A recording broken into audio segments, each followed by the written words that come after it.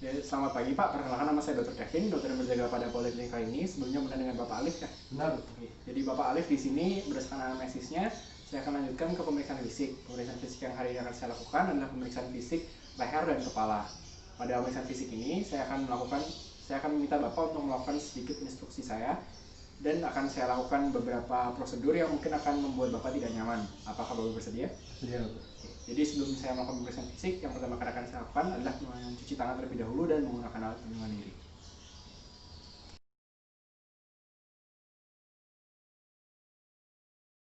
Yang pertama kali saya lakukan adalah saya akan memeriksa bagian kepala Bapak terlebih dahulu ya. Jadi yang saya lakukan adalah saya akan menginspeksi bagian mana bentuk kepala Bapak, apakah ada benjolan, ataukah ada lekukan, atau ada tanda-tanda hal yang tidak normal. Kemudian juga akan saya lakukan, misi Pak ya, saya akan lakukan penekanan, apakah ada nyeri Pak? Tidak ada, dokter. Oke, tidak ada nyeri tekan.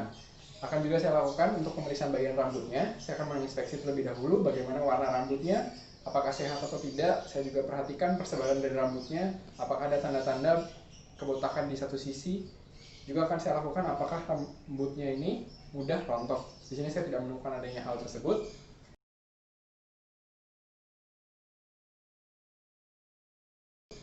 Kemudian akan saya lanjutkan ke pemeriksaan dari mata. Di pemeriksaan mata ini, saya akan minta Bapak untuk melihat ke atas, Pak. Kemudian akan saya lakukan kedua jari saya, kedua jempol saya untuk menarik kelopak matanya ke bawah, untuk memperhatikan bagian konjungtiva bulbar dan bagian dari skleranya. Saya akan perhatikan dari warnanya, apakah merah normal atau kemerahan atau ada kekuningan. Juga akan saya perhatikan apakah ada tanda-tanda inflamasi maupun infeksi yang berada di daerah sekitar mata. Kemudian setelah itu akan saya lanjutkan dengan pemeriksaan dari wajah Bapak. Saya akan inspeksi terlebih dahulu, apakah ada tanda-tanda ketidaksimetrisan, adakah tanda-tanda benjolan atau sebuah tanda-tanda lesi kulit di wajah Bapak. Di sini saya tidak menemukan adanya hal tersebut.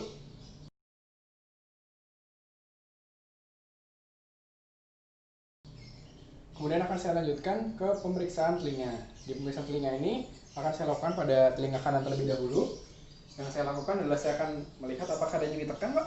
Tidak ada, dokter. Tidak ada. Sambil saya lihat di bagian telinganya apakah ada tanda-tanda ketidaknormalan atau kemerahan yang berlebihan, tanda-tanda inflamasi. Saya juga akan lakukan nyeri tekan teragus. Apa nyeri, Pak? Tidak, dokter. Tidak ada.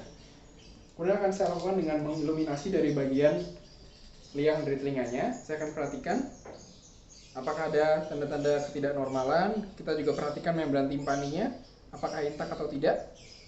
Di sini kita temukan normal dan akan kita lakukan hal yang sama pada telinga yang satunya. Tidak nyeri, Pak ya? Tidak.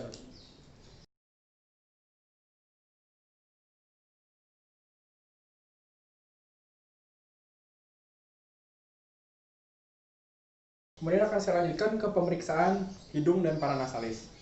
Di sini saya akan melakukan penekanan di bagian sinusnya. Di sini ada sinus frontalis. Nyeri, Pak? Tidak, dokter. Sinus ethmoidalis. Nyeri? Tidak. Dan sinus frontalis, sinus maxillaris. Tidak nyeri, Pak ya? Tidak. Ya, jadi kita tidak temukan adanya tanda-tanda nyeri penekanan. Kemudian akan saya lanjutkan ke pemeriksaan dari bibir dan mulut. Di sini di bibir kita bisa lihat bagaimana warnanya, apakah dia merah normal atau kebiruan, tanda-tanda hipoksia. Kita tidak temukan adanya hal tersebut. Kita juga perhatikan di daerah sekitar bibirnya, di jaringan sekitar bibirnya, apakah ada tanda-tanda lesi kulit atau sebuah tanda-tanda yang mensugestikan ke penyakit tertentu. Saya akan minta Bapak untuk membuka mulutnya, Pak. Nah, di sini saya akan periksa di bagian rongga mulutnya, apakah ada infestasi dari jamur. Kemudian kita juga lihat di bagian lidahnya. Coba dijulurkan lidahnya, Pak. Di bagian lidahnya apakah tanda-tanda atrofi papi lidah, bagaimana warnanya, atau tanda-tanda ulcerasi, kita tidak temukan. Kemudian pada Bapak menjulur ini, kita juga perhatikan apakah lidahnya simetris atau tidak. Sudah tidak? Oke, tidak usah, Pak. Sekarang dibuka mulutnya. Saya akan lakukan ke pemeriksaan gigi. Di gigi ini kita perhatikan di bagian gigi-giginya apakah ada tanda-tanda infeksi atau gigi yang rusak. Juga kita perhatikan kebersihan dari giginya. Atau ada tanda-tanda gigi yang hilang. Sekian, akan saya lanjutkan ke pemeriksaan leher.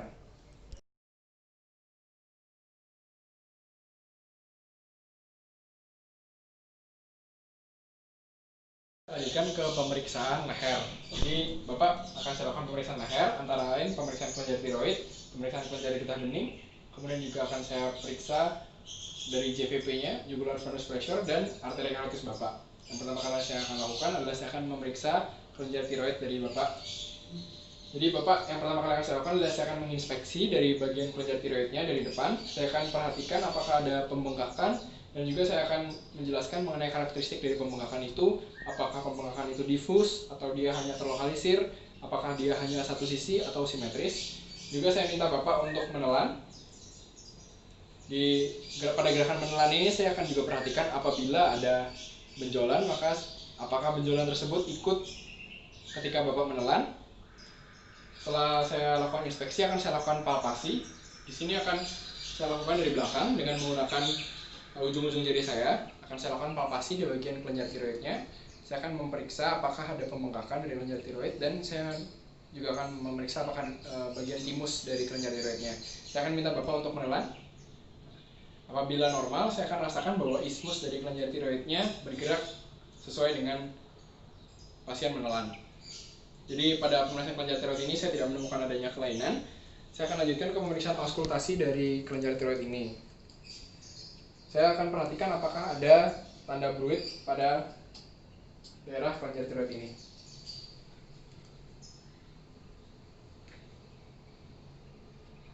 Saya lakukan di kedua sisi. Akan saya lanjutkan ke pemeriksaan kelenjar getah bening. Kelenjar getah bening leher dengan cara menginspeksi terlebih dahulu apakah ada pembengkakan yang dapat terlihat dengan kasat mata. Jika tidak ada, kita lakukan dengan pemeriksaan palpasi. Jadi kita lakukan pemeriksaan palpasi dari bagian preaurikular, retroaurikular, kemudian juga ada faringeal, retrofaringeal, submandibular, submental, anterior cervical, posterior cervical. Lalu kita ke bawah ke bagian supraclavikular. Oke, tidak ada kelainan yang berarti. Kemudian akan saya lanjutkan ke pemeriksaan JVP dan pemeriksaan arteri karotis. Pada pemeriksaan itu akan saya minta pasien untuk tiduran di bed dengan 35-45 derajat. Oke, silakan Bapak ke bed.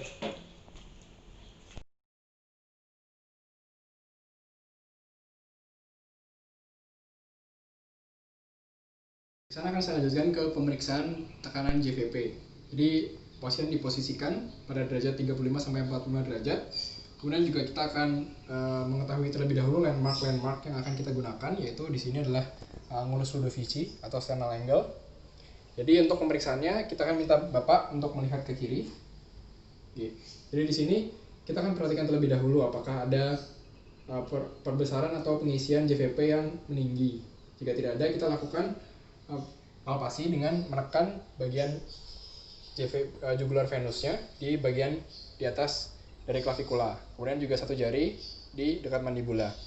Setelah ini kita lakukan pelepasan dari jari yang ini, yang di atas klavikula, dan lakukan pelepasan di jari yang dekat mandibula.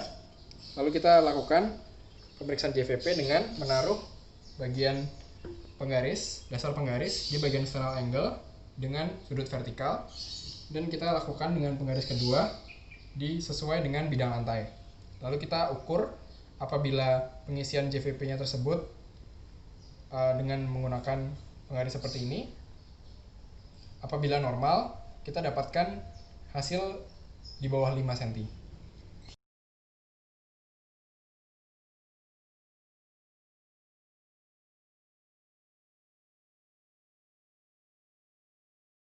Pemeriksaan ke bagian arteri karotis. Kita minta pasien untuk melihat ke kiri. Kemudian kita inspeksi terlebih dahulu di bagian sisi medial dari otot sternocleidomastoid kanan pasien. Kita inspeksi apakah ada kelainan. Kita lihat apakah ada tanda-tanda berdenyut yang berlebihan. Lalu kita lakukan palpasi pelan-pelan di sepanjang otot ini. Lalu kita rasakan apakah ada tanda-tanda trill yang kita rasakan. Kalau tidak ada, atau kita lanjutkan dengan pemeriksaan auskultasi. Kita dengarkan arteri karotis di sisi kanannya, apakah ada tanda-tanda seperti bruit. Tidak ada. Lalu kita lakukan hal yang sama di sisi kiri. Kita minta Bapak untuk melihat ke kanan. Kita inspeksi terlebih dahulu sisi medial dari otot sternocleidomastoid kiri. Lalu kita palpasi untuk mengetahui apakah ada trial. Jika tidak ditemukan atau kita ingin melanjutkan, kita lanjutkan ke auskultasi.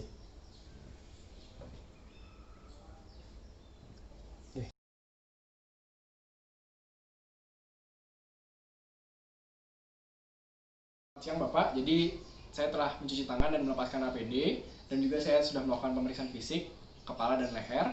Berdasarkan pemeriksaan fisik tersebut, saya tidak menemukan adanya kelainan pada Bapak atau adanya suatu penemuan yang mengarahkan ke suatu penyakit tertentu. Untuk itu, Bapak apakah ada pertanyaan kiranya? Oh, tidak ada. Tidak ada, baik. Terima kasih Bapak atas kooperasinya, semoga sehat selalu. Terima kasih.